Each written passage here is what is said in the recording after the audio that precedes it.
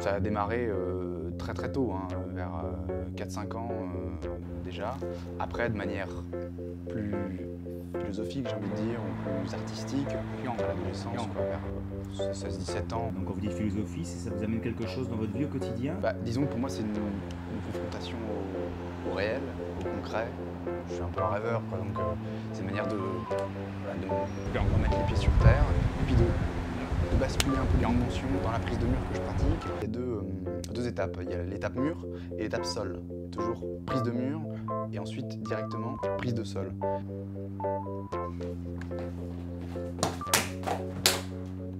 Je vous ai amené là parce que c'est un mur que je me prends assez régulièrement.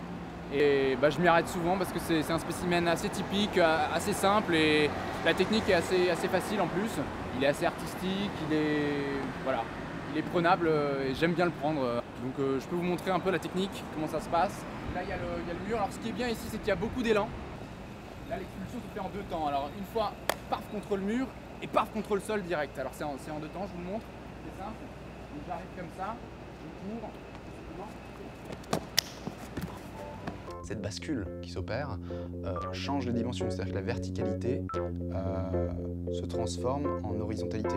Ce qui fait que le choc physique, organique qui s'opère, me ramène à une dimension qui me recentre. C'est une manière de s'exprimer, comme l'est la peinture, la musique, ou voilà, je le considère comme quelque chose d'artistique aussi, parce que je me prends pas n'importe quel mur. Il y a un choix, il y a une manière de faire, il y a une technique. Je suis allé au mur des lamentations. C'est l'une de mes plus belles réussites. Parfois, ça me donne une petite envie de le revivre comme ça, juste avec. Oui, il y a une préparation pour ça, il y a une crème spéciale, une pommade ou non, des choses qui se... Non, moi je ne pratique. Non. Protection? Un bon échauffement, des petites protections parfois sur les pouces et les phalanges. J'ai foi en la pratique du prenage de mur. Oh oui. Je fais mes 10 prenages de mur chaque matin et ça me revigore, Vous requinte, Mais oui, ça me requinte parce que ça me fait basculer dans les dimensions les plus larges que nous apporte la vie et la matière. ça permet un enracinement, comme vous le disiez, la retombée au sol permet de retrouver ses origines un petit peu terrestres. Oui, il y a quelque chose de brut, il y a quelque chose d'animalier comme ça, quelque chose de vrai, comment dirais-je, sauvage. C'est le sauvage qui se confronte à l'urbain. Les espaces, les grands espaces, etc., désertiques. Alors là, moi, je suis...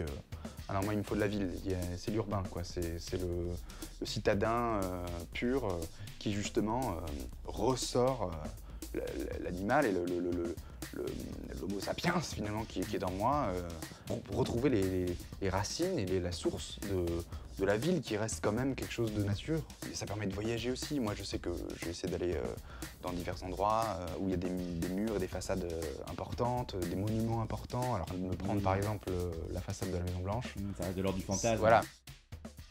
Alors ça, c'est évidemment 89. 89, la chute du mur de Berlin. Une catastrophe pour moi en tout cas. Je comprends que politiquement, etc., c'était une libération, ça j'en ai tout à fait conscience et je suis plutôt totalement pour, etc. Et matériellement, la chute de ce mur pour moi c'est... Mais c'était un mur très symbolique quand même pour le prenage de mur, pour votre activité, c'était... C'est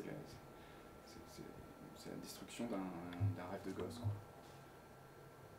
Oui. La Grande Muraille, ça c'est le grand projet que j'ai, de me prendre vraiment clairement la muraille.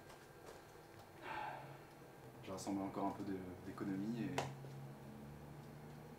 c'est parti. Et c'est parti pour la Chine.